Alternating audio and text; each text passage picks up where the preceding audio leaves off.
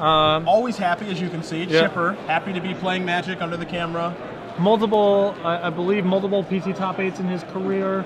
I believe multiple. I mean, I know for sure he has multiple Grand Prix top 8s, at least one Pro Tour top 8, maybe more than one. And he's going to be leading off our match here with a turn 1 alternate cast Gitaxian Probe.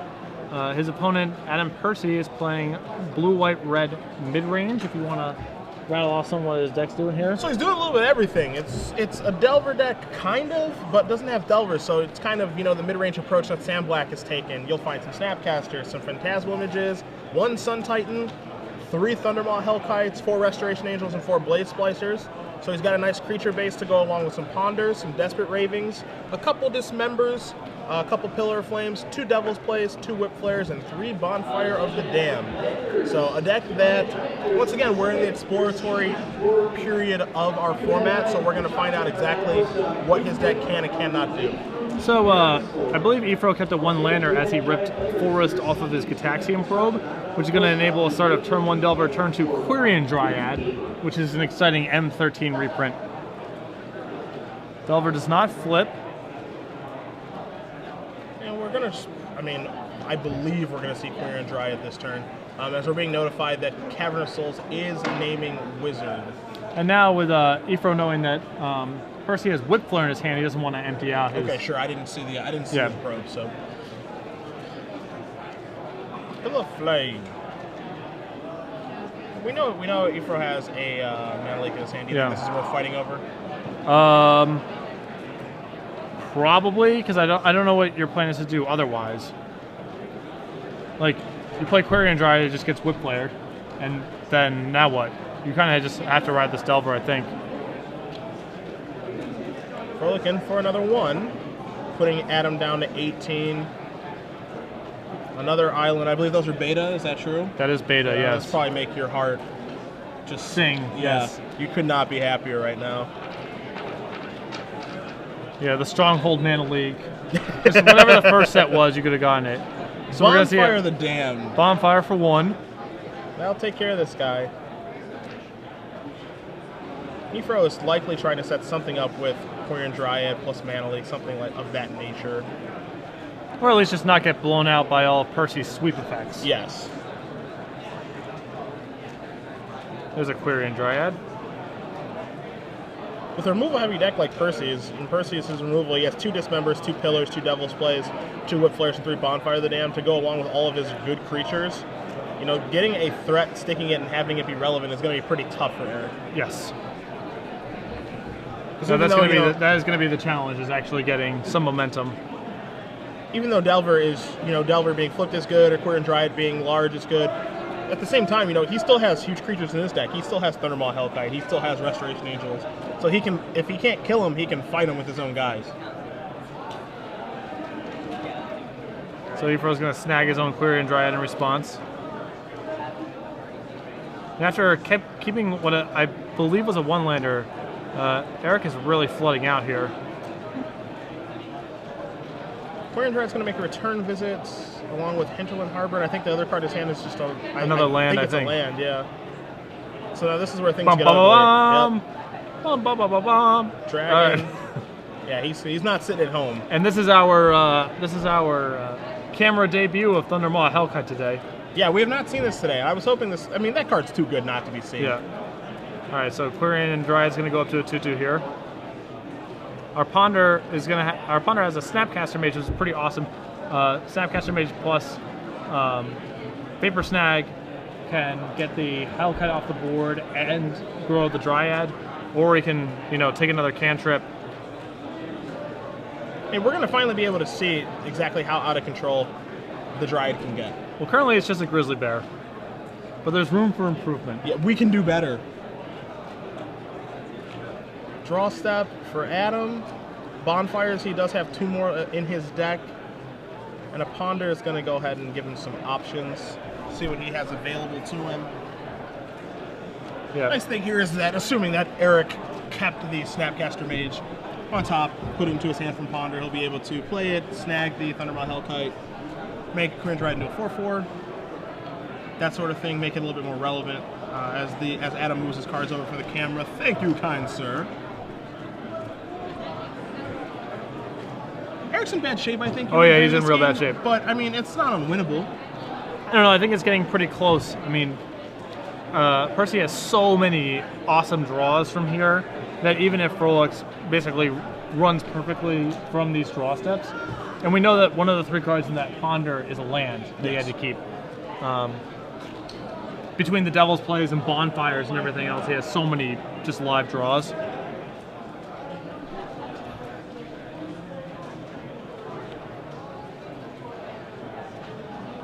So Eric is going to cast Snapcaster Mage. Snapcaster Mage. Is going to snag that. See, the thing for Eric that is difficult right now is, if he were playing against blue-white mid-range or... Oh boy. Restoration There's a Restoration Angel to so fizzle the beating. snag. He doesn't know what he's playing against. He doesn't know what's in his opponent's deck. He knows that he's blue-white-red, but there isn't a blue-white-red deck in the format.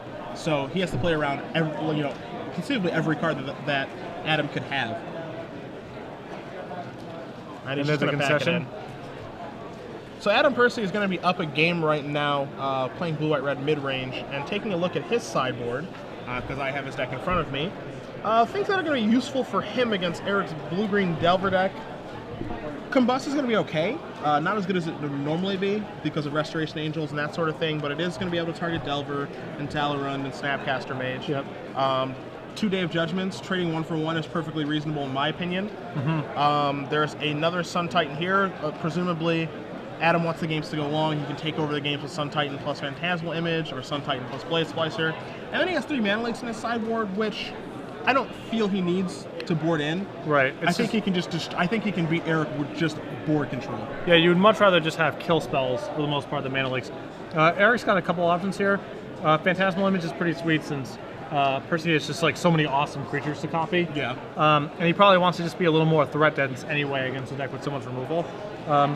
He also has 2 copies of Thragtusk, which I would assume would be pretty excellent against Percy's deck since he's trying to just attrition and trade 1 for 1 so much.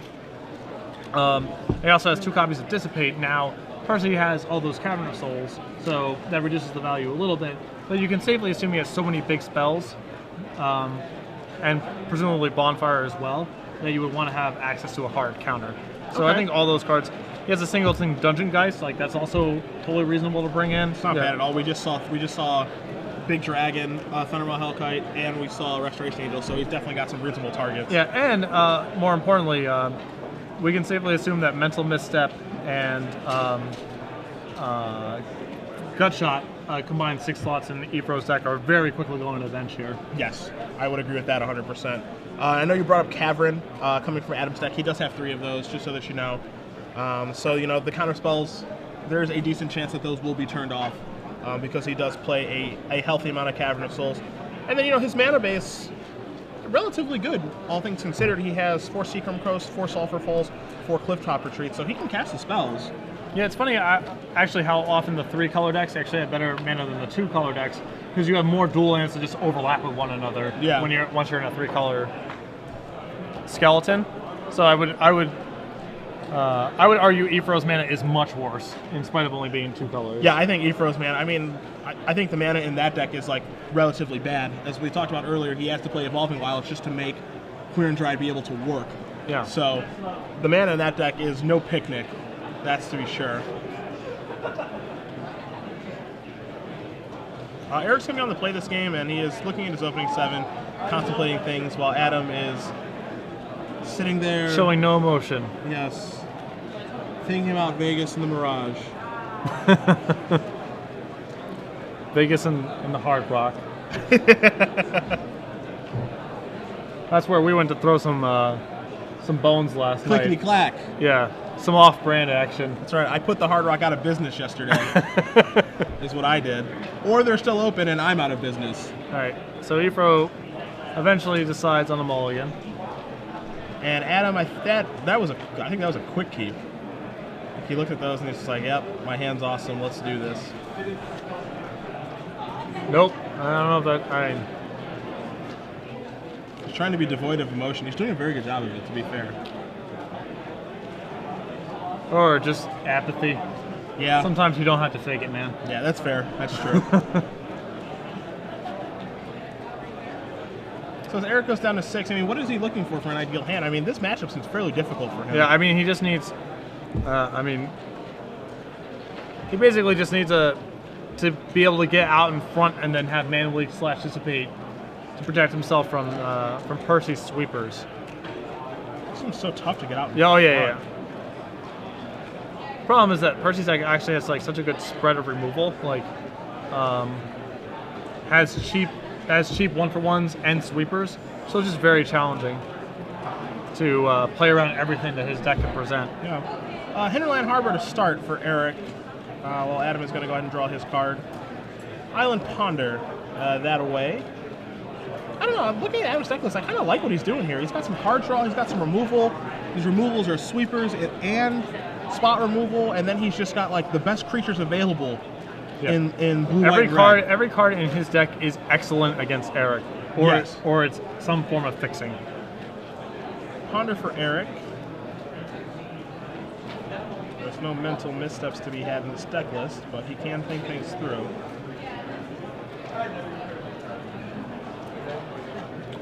So Eric's a little jammed up on mana. I think he has a cavern which doesn't facilitate casting any of his cantrips. He's gonna go ahead and keep that. Evolving Wilds is gonna go ahead and sacrifice, clear that Ponder if he so chooses. I assume he can't afford to like sit on this evolving. Okay. Look at how wrong we are. Another Mana Leak. I mean, Mana Leak's a very important card in this match. So. Yep.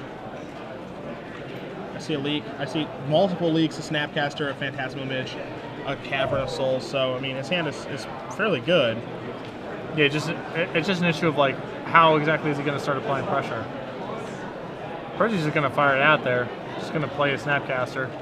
I mean, he's only got 2 Snapcaster mages in his deck, and I mean, I kind of like this idea of playing that Snapcaster there so that Eric just can't get set up. Sit behind these Mana Leaks and just do all this stuff. Like, this is putting some pressure on him, and forcing him to make a decision on what he can do. Yeah, because even though Percy is definitely the control deck contextually in this matchup, this deck actually has quite a bit. It can easily go from 0 to 60 in terms of applying pressure. Yes. You know, with Thundermaw, Hellkite, or Blade Splicer, you know, whatever. So. You know, the other thing is that while Eric sits behind this Mana Leak shield that he has up, you know, that shield can be broken up very easily just by a Cavern of Souls. Yes. We're going to play Snapcaster Mage. For you guys wondering at home, Cavern of Souls is naming Wizard, so that's going to resolve. He's going to ponder and try to get some things set up for the future turns.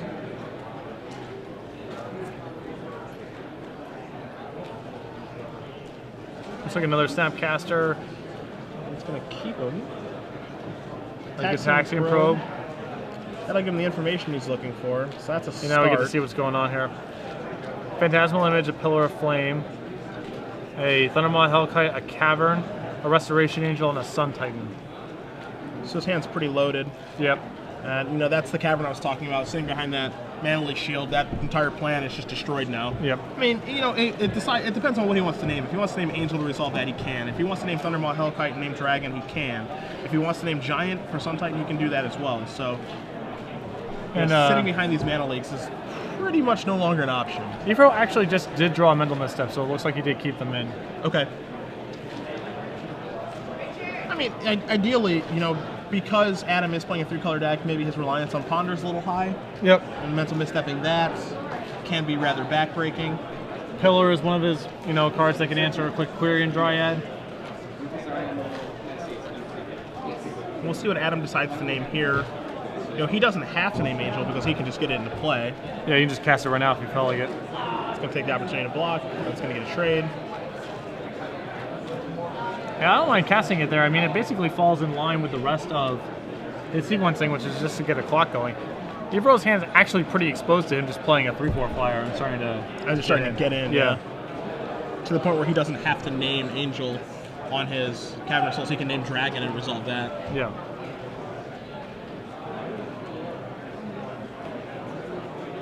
So before he drew, he thought scoured away the last card from his Ponder that he didn't want anymore. So we see another Cavern.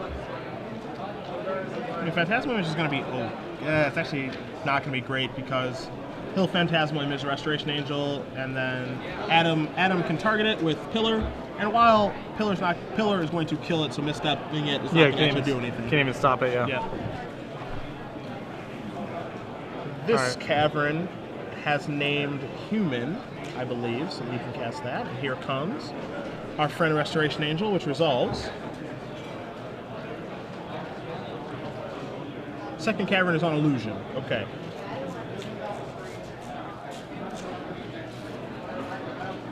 So I'm a little surprised Percy didn't just fire off his Restoration Angel on his turn if that was his plan. Yeah, I mean, maybe there's some risk of Phantasmal Image is the concern. Well, that's pretty backbreaking. Cavern. Yeah, you just do another cavern naming Dragon. So now that's resolving for sure. Whereas Eric was pretty well set up to deal with that was a really, really rough draw for Eric. Yeah. Now this is also a 2-turn clock because he's at 16 facing 8. Facing 8. He's facing 8 and 8, so it's a 2-turn clock. If he Phantasmal Images either one of those things, it just gets pillared. Doesn't get to block with either one of them. And then if Delver flips, I mean, the block isn't great. Okay, Snag is decent there. It's going to take 5. I guess he can image Thundermaw and then get him for 8 conceivably if Delver flips, which it does not. Looks like a Evolving Wilds he just drew. The problem here, and this is part of the reason that Cavernous Souls is so good and why people have been skimping on Mana Leaks, is because, very simply, Mana Leak has been... His plan is to sit behind Mana Leak this game. That's what he was crafting with his Ponders and just the way that he was setting things up, and they have done nothing the entire game. Yeah. So yeah, now he's just going to attack for 1. He's going to try to trade here, but he knows from Gitaxian Probe that there's momentum, that there's there's a Pillar of Flame over there. So filthy. We're gonna do this first, I guess. Just gonna copy that. It's gonna do that. I'm gonna come over for 10, and then I can Pillar you, forcing you to leak it. I think he has a second Pillar in his hand too. Dragons! Yeah, and there's a second Pillar over there too, so. Yeah, he's got it. Yeah. Either way he does it, this one is going to be over. It looks No, like. he has Misstep plus Leak. Well, Evolving Wilds. Oh, it's Evolving, sorry, Yeah. okay. Alright, so Adam Percy wins. 2-0, very straightforward dismantling of Efro's deck right there. Those games were one-sided. They were. Both of those games were fairly one-sided. Adam has a very, very interesting deck. It's a combination of all the things that you would want in a deck. He has card drawing, he has removal, both spot removal and, mass removal. And then he has just like the best creatures that are available in his colors: Blaze Splicer, Restoration Angel, Thundermaw Hellkite, a little bit of a Sun Titan package, Phantasmal Images, and then a couple Snapcaster Mages too. So his deck is interesting. Yeah, I suspect that his matchup against Ramp is like not good because he's doing so much like sort of fidgety board control kind of stuff.